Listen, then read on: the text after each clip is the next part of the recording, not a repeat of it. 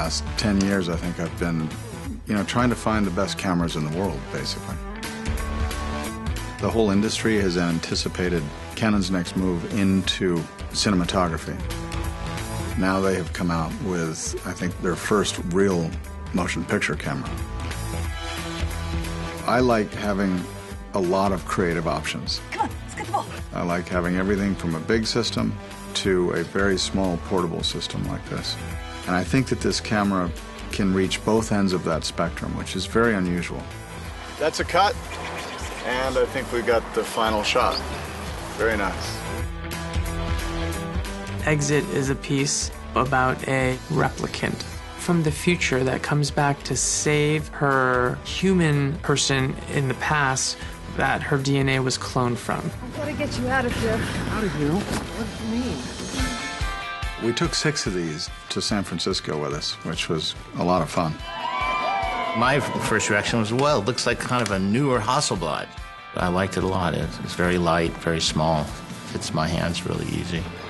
What I've found as a director using this camera is because of the size and the fluidity of using it, it's much less obtrusive with the actors. Wait! It's like a SWAT team approach as opposed to the big army. I was amazed that we didn't gather more crowds than we did.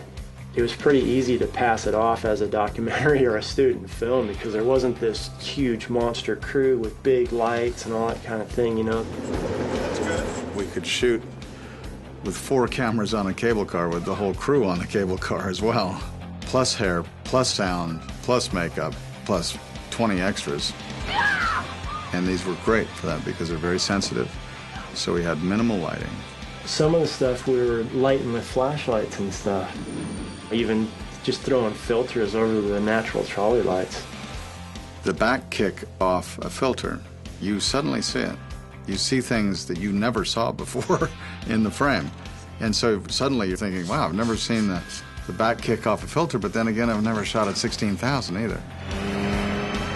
The bike-to-bike sequence was something that really came about after we started prepping with the cameras and figuring out, well, look how light we can make this package.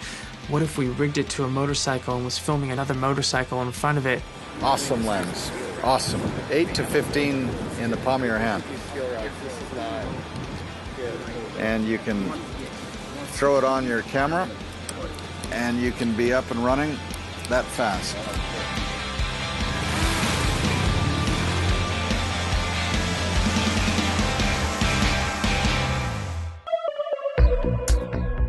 For visual effects, we need very high quality imaging.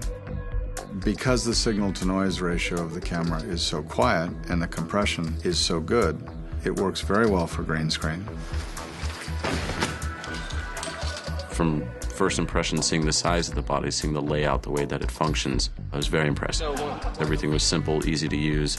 Everything that I needed was close. It was where it should be. When you put a wireless transmitter on this, your ACs generally have, an Android or an iPhone, and then they can all log on to the camera. All of a sudden, everyone is in control. I think you can do it air to air, car to car. This is up on a crane, and you wireless, We're talking about focus, iris, all the color temperature, all the NDs, all the speeds, anything that you can do in here is in the palm of your hand with an iPad. Action. We at Stargate are huge proponents of the virtual set, what it offers and where it's going. The cost of building this set, I can imagine it's got to be a lot less expensive than building a real set. We can fly in a whole new set in a matter of minutes. Really, the only limitation is our imagination. What we're doing is we're recording 2 CF cards, so we have the primary green screen and the backup on board, and then we're taking the HD SDI out to our compositing system. The ability to have a backup on board where you're recording to not 1 but 2 CF cards at the same time gives us a lot of peace of mind. We're always concerned about losing data. Action. In terms of visual effects, the benchmark has really become what can you do in real time? We have a set that's basically tracked. There are markers on the ceiling, there is an origin on the floor, and we have a one-to-one between that world on the stage and our virtual world on our 3D models. And action. With the naked eye, you see a green screen with people walking against green.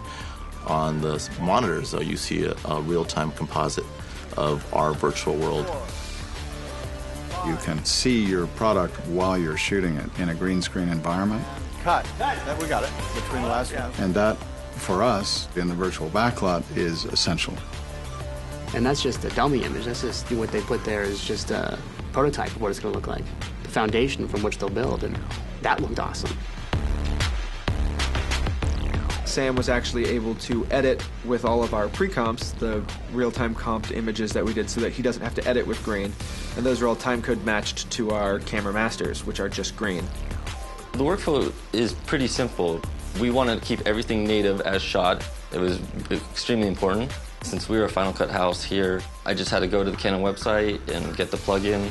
It took minutes, basically, and then able to log and transfer the MXR files directly into Final Cut, and it reads it natively. There's no compression issues. It plays fine, plays smoothly. What you see is exactly what was shot. As far as the future world compared to the real world is right out of camera natively, done in Final Cut. Futuristic world is brought up to the artist in Cineform, where they deal with it in After Effects. Having wrapped principal photography, we're now back in the digital realm to add all of the props, the cars, the actors, the buildings, the environment, and all the visual effects that we couldn't do in principal photography. This camera gets my full recommendation. It's a beautiful camera, takes great pictures. The green screen VFX shots were seamless. There was no artifacts at all. We've put some pretty extreme looks on this and nothing's broken up. 422 is very clean. You can key it very easily. For secondary color corrections, not an issue. Canon set up a ground plane here and a basis for what I think will become, in many ways, is the most integrated camera available today. I think it's going to be a game changer for a lot of things. It's like a whole new chapter in cinematography.